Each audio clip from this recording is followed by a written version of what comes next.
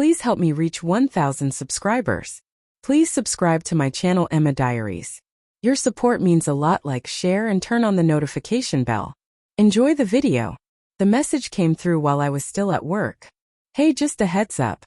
Jason is staying over tonight. You can sleep on the couch if you're home. No explanation. No discussion. Just a statement. I stared at the screen longer than I should have. Jason. Her male best friend. A name I had heard countless times, always framed as harmless, always accompanied by reassurance. He's like a brother to me. He's been in my life forever. He understands me. And now he was staying overnight. In our home. While I was being reassigned to the couch.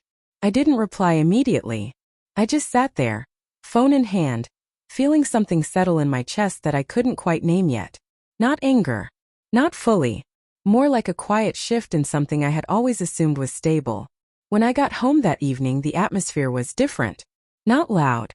Not tense. Just occupied. Jason's shoes were by the door. His jacket hung beside ours.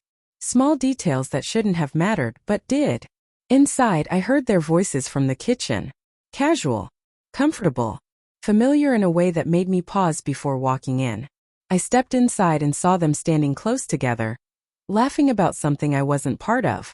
Melissa looked up and smiled. Oh, hey, you're home. No apology. No acknowledgement of the message she had sent earlier. Just normalcy. Jason nodded at me. Hey, man. I nodded back. Nothing about his tone felt out of place. That's what bothered me. Dinner's almost ready, Melissa said, turning back to the stove. Jason leaned against the counter, continuing whatever conversation they had been having before I arrived. I stood there for a moment, unsure where I fit into this moment in my own home. Then Melissa glanced at me. You're good with the couch tonight, right? The way she said it wasn't a question. It was an expectation. And instead of arguing, I didn't. I just said, yeah, because I wanted to understand what was happening before reacting to it. That was the first mistake. Or maybe the second. That night, I lay on the couch while they talked in the living room. Their laughter carried easily through the house. Not loud enough to be intrusive. Just present enough to remind me I wasn't part of it. At some point, the conversation softened. Their voices dropped. I couldn't hear the words clearly anymore. But tone doesn't need clarity. Comfort speaks for itself. Over the next few days, things began to feel different. Not drastically. Subtly. Melissa started spending more time on her phone. Messages that she quickly dismissed when I entered the room. Notifications she hid instinctively. Jason stayed over again. Then again. Each time the same arrangement. I slept on the couch. He took the guest room, or sometimes stayed late enough that it didn't matter. And Melissa never seemed uncomfortable with any of it. That was what started to gnaw at me. Not his presence, but her acceptance of it. I tried to tell myself I was overthinking, that I was being insecure, that their friendship predated me, and maybe I was the one misinterpreting something harmless. But small inconsistencies started piling up. The way she checked her phone late at night and stepped outside to reply. The way Jason's visits seemed to align with moments when she was emotionally distant.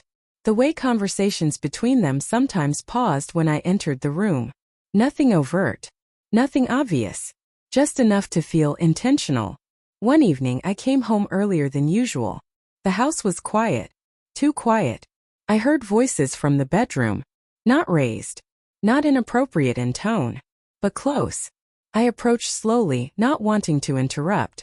The door was slightly ajar. Inside, Melissa was sitting on the edge of the bed, and Jason stood nearby, leaning against the dresser. Their conversation wasn't loud, but it carried a familiarity that made me stop. I told you, she said softly. It's complicated. Jason sighed. It doesn't have to be. There was a pause. A long one. Then she looked at him. Not the way she looked at me in everyday conversation. Something else. Something quieter. More vulnerable. I stepped back before they noticed me. My heart wasn't racing yet. But something inside me had begun to settle into place. Not a conclusion, but a realization that something underneath the surface wasn't what it appeared to be. That night I couldn't sleep. I replayed moments in my head. The way she insisted I sleep on the couch. The ease with which Jason fit into our home. The lack of boundaries that would normally exist in a situation like this. And I asked myself a question I had been avoiding. Was this really just friendship? Or had I been too willing to trust a narrative that made me comfortable? The answer came the next day. Not in a dramatic confrontation, but in something small. Something undeniable. Melissa left her phone unattended on the kitchen counter. A message preview appeared. Last night felt like old times. My stomach tightened. I didn't need context to understand what that implied. I picked up the phone, and for the first time I opened their conversation. What I found wasn't explosive in tone. It wasn't explicit, but it was intimate in a way that crossed boundaries I hadn't seen before. References to shared moments, private jokes, emotional dependency, words that suggested closeness beyond friendship. And then one message that made everything crystallize. Jason. I wish things were simpler. Melissa. They were before. Before me. Or before the situation became complicated enough to hide. I closed the phone slowly. Not because I was shocked, but because I finally had confirmation of something I had been sensing for days. This wasn't just about Jason staying over. It was about the nature of their connection, and where I stood within it. That evening I asked her directly. No build-up. No indirect questioning. Just a simple question. Are you emotionally involved with him? She looked at me for a long moment. Not defensive. Not angry. Just quiet. I didn't plan for this, she said. That wasn't an answer. But it was honest. She admitted that over time, their conversations had become more personal.